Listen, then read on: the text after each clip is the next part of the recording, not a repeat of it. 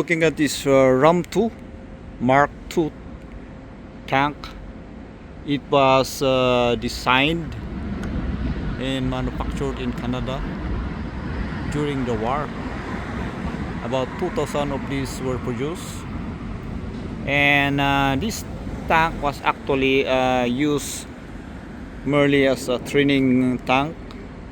There's a version of a troop carrier as well as a flamethrower, but it was never used as a battle tank because during the war the Americans produced numerous numbers of Sherman tank. So this RAM 2 tank is based on the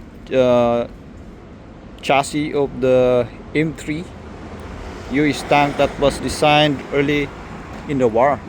As you can see, it uses this vertical bolute suspension system. You'll see that the bolute is vertically oriented. So this, they call it a bolute. It's actually a spring that compress and uncompress as the tank is moving in an even ground. Look at this. These are mostly covered with rubbers. It's more than more than 1 inch thick. This one, they call this this is the sprocket. This is the main driving mechanism that drives the whole truck of this tank.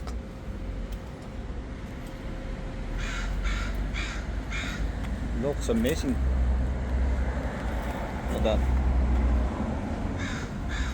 The exterior of this tank is perfectly preserved, and look at this. This is called the idler wheel. Idler in the sense that it does not carry any power, just this holder for this truck on this part of the tank. As you can see here, it's just look. That's how simple it is. Just attached to the hull of this tank. To the hull of this tank is basically cast. There's I can see there's a lot of uneven surfaces, and they have various thickness. In some part they are even have more than 3 inch thick. Look at this. It's more than 3 inch.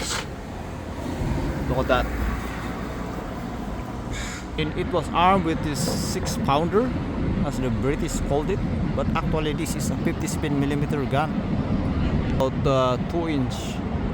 And this 57mm gun is capable of penetrating 4 inch thick steel at a distance of about 1 kilometer. As I mentioned before, this tank was based on the US M3 tank chassis that was developed in the early 1940s, but the Canadians improved the hull and designed to store it to accommodate this 57mm gun. This is 32 tons, almost 19 feet long and about 8 feet wide. And the track of this tank is about 14 inch wide. So it's a very narrow, typical design during that era. Look at that. So it's a pretty designed tank.